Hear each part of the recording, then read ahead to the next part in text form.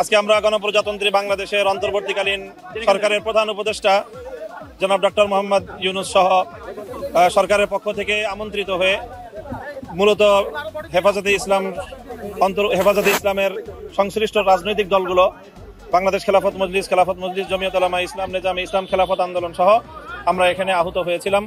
আন্তরিক 5-6টা দল, সবগুলো দলের নামই বললাম আমি। তো সেখানে আমরা আন্তরিক পরিবেশে মাননীয় প্রধান উপদেষ্টার সাথে এবং অন্যান্য আরো কয়েকজন উপদেষ্টা সেখানে উপস্থিত ছিলেন। তাদের সঙ্গে আমরা মত বিনিময় করেছি। প্রধানত আমরা তাদেরকে ধন্যবাদ জানিয়েছি বাংলাদেশের এই ক্রান্তিকালে দেশের দায়িত্ব গ্রহণ করার জন্য এবং আজকের এই আয়োজন করার জন্য। তারপরে আমরা প্রত্যেকটি দল যার যার পক্ষ থেকে আমরা নির্দিষ্ট আমাদের সংস্কার প্রস্তাবনা আমরা উপস্থাপন করেছি। সেখানে মৌলিকভাবে যে প্রস্তাবনাগুলো এসেছে তার মধ্যে বড় একটি হলো নির্বাচন ব্যবস্থার সংস্কার, নির্বাচন কমিশন সহ যাবতীয় বৈষম্যমূলক এবং যে দলীয় যে একটি ব্যবস্থাপনা বর্তমানে সেই ব্যবস্থাপনাকে ঢেলে সাজিয়ে আবার নতুন করে যেন একটি নিরপেক্ষ অন্তর্ভুক্তিমূলক নির্বাচনের ব্যবস্থা করা যায়, তার জন্য আমরা আমূল পরিবর্তনের কিছু সংস্কার প্রস্তাবনা এনেছি এবং সারা দেশব্যাপী সকল ভোটাধিকার প্রয়োগকারীদের জন্য প্রতিনিধিত্ব জাতীয় সংসদে নিশ্চিত করা যায়। বর্তমান যে বিদ্যমান যে নির্বাচনী ব্যবস্থা রয়েছে তাতে দেখা যায় যে সর্বোচ্চ 30 থেকে 35% মানুষের প্রতিনিধিত্ব, ভোটারদের প্রতিনিধিত্ব জাতীয় সংসদে থাকে। যারা বিভিন্ন আসনে পাশ করতেছে তারাও দেখা যায় যে তাদের বিপক্ষে ভোটদানকারী ভোটারের সংখ্যাই বেশি তার পক্ষে ভোটদানকারীর চেয়ে। কাজে এই ব্যবস্থাটির আমূল সংস্কার এনে যেন এমন একটি ব্যবস্থা হয় যাতে ম্যাক্সিমাম এবং সকল ভোটাধিকার প্রয়োগকারীদের প্রতিনিধিত্ব কোনো না কোনোভাবে যেন জাতীয় সংসদে নিশ্চিত করা যায়। এছাড়াও বিচার বিভাগ, শিক্ষা বিভাগ এবং প্রশাসনে আমূল পরিবর্তনের, প্রশাসনের মধ্যে দেশের মধ্যে যে বিশেষ করে যে এককেন্দ্রিক যে প্রধানমন্ত্রী কেন্দ্রিক যে ক্ষমতা কুক্ষিগত করে রাখার যে একটি আয়োজন, যেখান থেকেই মূলত স্বৈরতন্ত্রের উদ্ভব, সেই জায়গাটায় যেন ভারসাম্য তৈরি করা হয়, সাংবিধানিক প্রস্তাবনা আনার প্রস্তাব করা হয়েছে।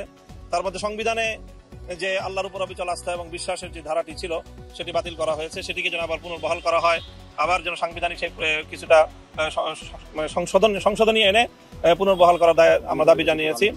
সেই ক্ষেত্রে 2বারের বেশি কোনো প্রধানমন্ত্রী যেন একসাথে পরবর্তীতে যেন তিনি দায়িত্ব পালন করতে না পারেন, সেই প্রস্তাবনা আমাদের পক্ষ থেকে ছিল। আর একটু বড় প্রস্তাবনা ছিল যে আমরা জানি হেফাজতে ইসলামের বিভিন্ন আন্দোলনে 2013 সাল, 16 সাল এবং 2021 সালে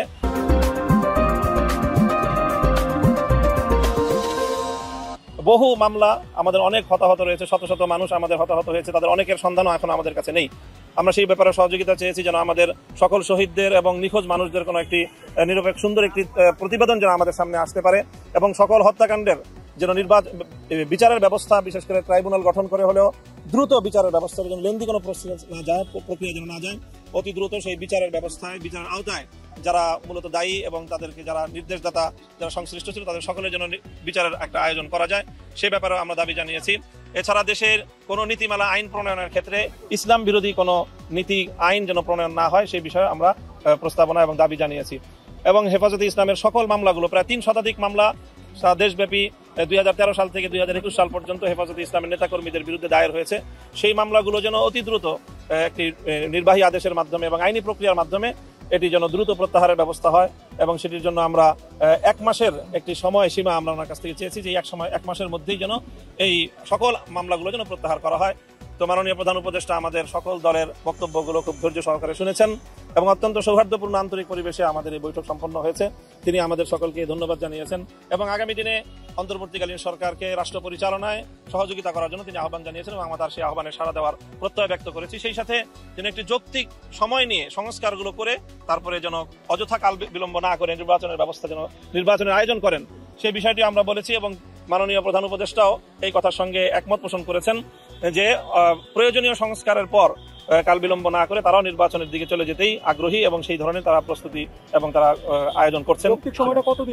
যৌক্তিক সময়টা কতদিনের এই বিষয়ে সুনির্দিষ্ট আমাদের পক্ষ থেকে কোনো বক্তব্য দেওয়া হয়নি এবং সুনির্দিষ্ট কোনো মেয়াদ নিয়ে আমরা আলোচনা করিনি।